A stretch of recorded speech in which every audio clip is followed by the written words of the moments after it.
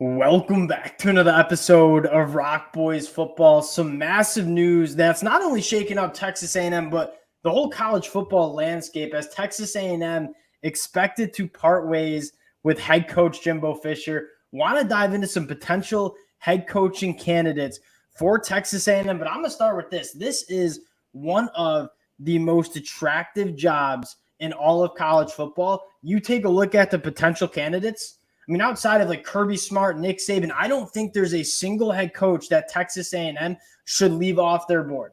If they want to pick up this swings a big stick in terms of the head coach vacancy. I think they can call pretty much anyone in the country. Going to get into the candidates Texas A&M should take a look at. Before we do, just want to say thank you to you guys. The amount of support you guys have shown the boys, it really does mean a lot. If you do enjoy the content, consider subscribing to the channel. And more importantly, would love to hear from you guys in the comment section. What head coach would you like to see in College Station? We're going to give you a few of them. Would love to hear from you guys. Dill, I'm going to give you the T-box here. Texas A&M moving away from Jimbo Fisher. How are we feeling here? Yeah, and that felt like time. And it's not like Jimbo failed at Texas A&M. They weren't bad. He didn't run this program into the ground. But this is a Texas A&M program that expects to be hyper competitive for that SEC title and frankly the national title every year, and they really never got to that point with Jimbo. It just doesn't feel like it's going to get there at this point. So I don't mind this change. I know the buyout's huge, but if Texas A&M, they want to win so badly, they have a ton of support from their alumni and their donors, so they can make it happen. Do it. I mean, why not? I would push back on the fail. I think this is an epic failure at Texas A&M, and I think you said it best. Like Texas A&M expects to be competing not only for SEC titles, but national titles. And they did a great job bringing in talent, but that talent never really resulted in a SEC team that you looked at heading into the year and said, we always said they would be a sleeper in the SEC.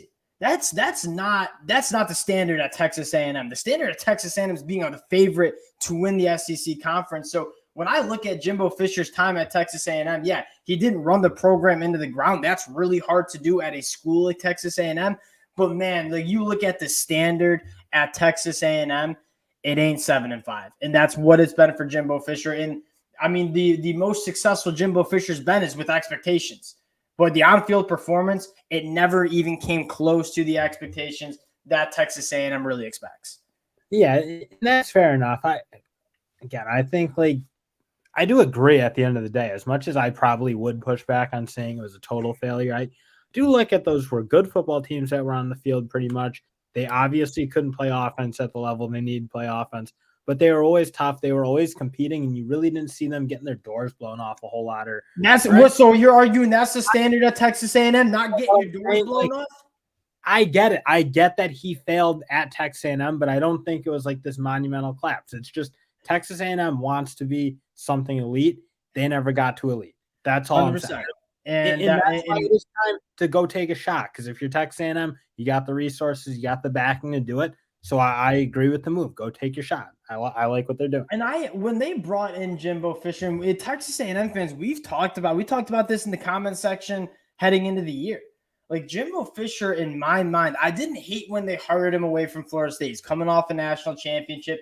He's reached the pinnacle of the sport that only a select few coaches have ever reached that are still active head coaches. That being said, I always felt like he was really reliant on those special talent teams with Jameis Winston.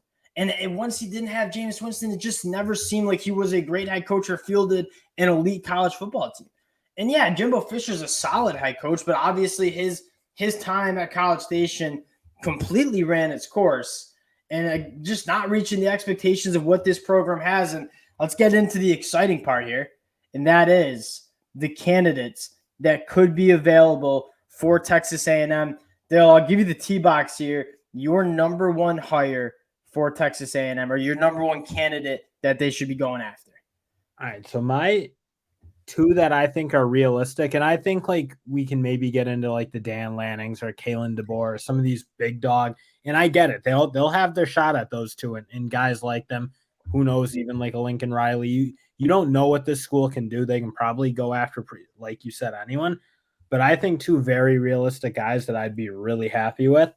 Lane Kiffin probably one. I think I think Lane Kiffin feels like he's probably bumping up on his ceiling, and he's taking Ole Miss to kind of where he can get it to. And I think yesterday against Georgia kind of demonstrated that in full effect. But I do think with A&M, in the way he can coach offense, in the way he gets the most out of his players, or at least has seemed to at Ole Miss, I think he'll have a very good shot there. And another guy I think really deserves a look is Chip Kelly. And I get that's a bit of an unorthodox kind of pick, but you saw how good he was at Oregon. At UCLA, he's brought that team back, and they were dead. They weren't like Texas A&M dead, like they're 7-5, 8-4, whatever you're saying. They were dead, and he's got them very competitive. I think he is an unbelievable college coach. I think you take a shot at Chip. I love it. Let's start with the Chip. I disagree with, and I'll push back when we get to him. Lane Kiffin, I'm not going to fight that one at all. And the reason why I think Lane Kiffin would be a nice hire is you need to look for a head coach that is proven in terms of getting the most out of the roster, because that is what Jimbo Fisher epically failed at. Most head coaches across the country are going to be able to recruit at Texas A&M. It's an elite program that has plenty of NIL to do. You're going to be able to get the players. So you need to focus on getting a coach that gets the most out of the roster that he has. And you look at Lane Kiffin at Ole Miss, they had the little graphic on the broadcast last night. Georgia, 52 4 and 5 stars on their roster. Lane Kiffin, I think they had 18.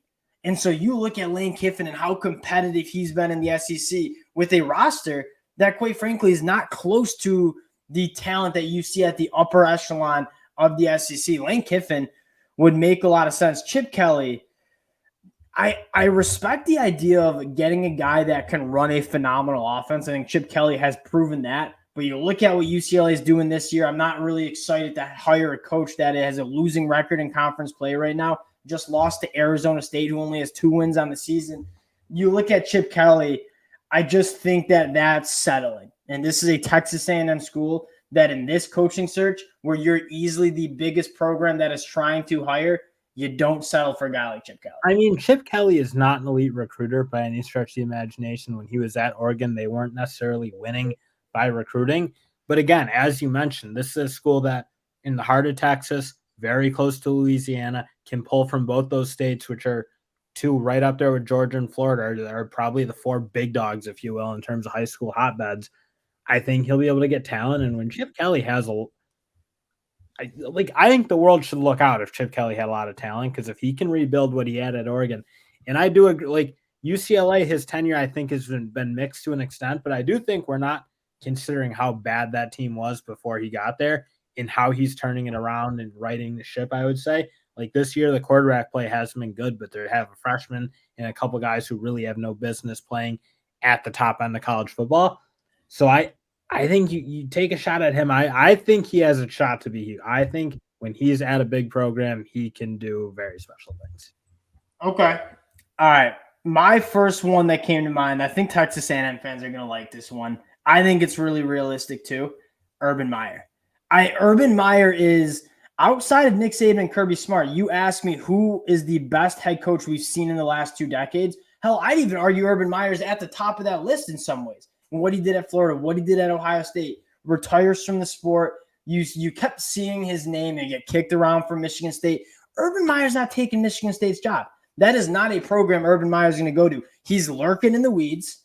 I think he was waiting for this. I wouldn't be surprised if he was sitting out seeing, hey, Jimbo Fisher's got maybe 1 or 2 years left in College Station because this guy can't coach that team, and I'm gonna be waiting in the wings to take this job. He does not like commentating and watching Jim Harbaugh win back-to-back Big Ten titles. That dude's licking his chops to get back in the game. You talk about the best head coach available on the market right now that's not tied to another school, it's Urban Meyer. Now, the second guy I think would make a lot of sense, and I think this is really realistic, and you're already seeing his name get kicked around, is Mike Elko. And going back to the same conversation, 1, experience with Texas A&M, 2, you talk about a coach that is maximizing the roster at Duke. He is winning games, beating teams that have way more talent than him in the ACC, like Clemson, because he's an elite developer. Now, my only negative with Mike Elko is I want a guy that coaches an offense, because Texas A&M is always going to have a good defense, because defense is highly correlated with talent. If you can recruit good players, you're going to have a good defense. It don't really matter if your defensive coordinator is that good or not. I think offense is a lot more schematic based. And so the one knock on Mike Elko in my mind is that he's not the offensive genius that I think would be the best fit for Texas A&M. But you talk about best fits and best coaches at maximizing the roster, Mike Elko's got to be at the top of that list. Yeah, and obviously Urban Meyer's the home run hire. I think there's maybe 3 programs in college football right now who wouldn't fire their coach to hire Urban Meyer if they're being honest. Yeah. And that's probably Georgia, Clemson, and maybe not even Clemson anymore, and obviously Alabama. Clemson would take Urban. Like, if they're being honest, probably. I don't think they'd ever admit that, but like Urban Meyer, he'd be a top 3 coach because no one's gotten to the heights he's gotten to at 2 different schools. I mean, he would be the dream, and Mike Elko's just like a clean, realistic. Yes. That's a really good hire in my mind. And it's so funny to have this conversation because we've had this conversation with Michigan State, and there's got to be an element of realism. Like, I know they're banging the table for Urban Meyer up in East Lansing. I hate to break it to y'all. Like, Urban Meyer's not going to East Lansing. For Texas A&M, and the beauty of this coaching search, like, there's no name off the table. I mean, I think they could legitimately call Dan Lanning. And I know Dan Lanning's cooking out in Oregon. I kind of want him to stay there. I think he'd pick up the phone. You know, like, this is a head coaching job that can pick up the phone. There are a few other ones that you've seen on Twitter getting a lot of hype. I feel like we got to talk about Coach Prime.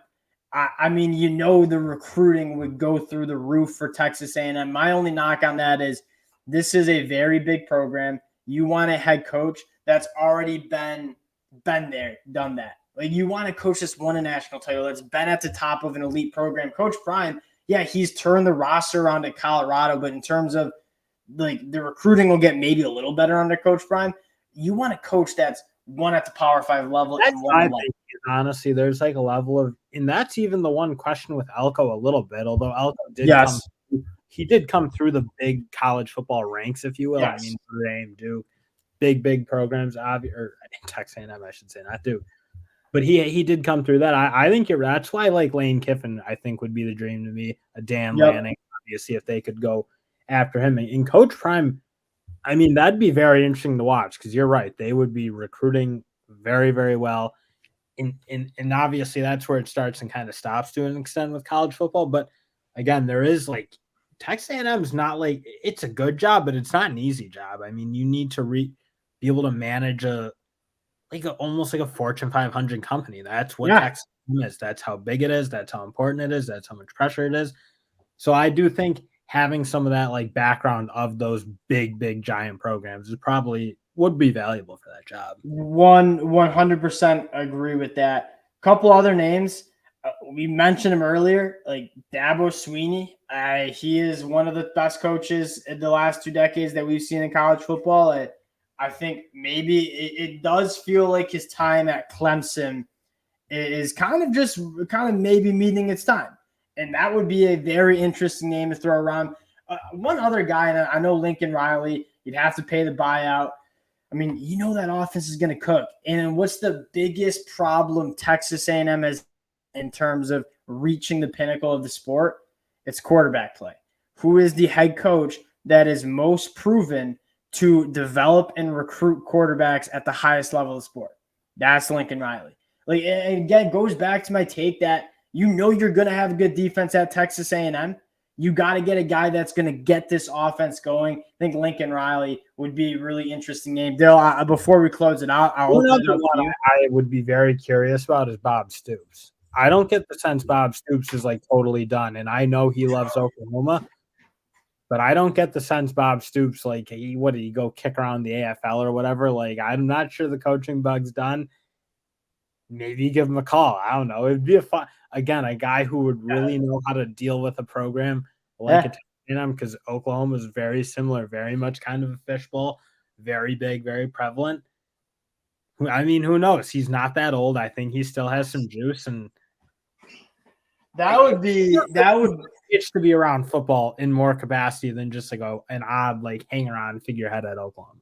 I do get that vibe. Like he took the Lincoln Riley gone. He doesn't have like his protege there to like. Who cares? Like, I'll go beat Oklahoma. No, I get the vibe that he wants back in. And his son is finishing up his career at Oklahoma. That's what I was thinking. Could you get like a Stoops dynasty? Who knows? That would be wild. I'd love to hear Texas A&M fans' takes on that. I mean, he is one of the best head coaches we've seen at the college level. Those are some of the names that come to mind. We'll continue to talk about candidates as they continue to emerge. You know, the rumors, the rumor mill, the Twitter sphere is going to be going crazy. We'll keep following it. Those are some names that Sunday morning, having a cup of coffee, you start chopping up with. Would love to hear your guys' takes in the comment section. Again, if you do enjoy the content, consider subscribing to the channel. Appreciate you guys, and we'll talk to y'all later.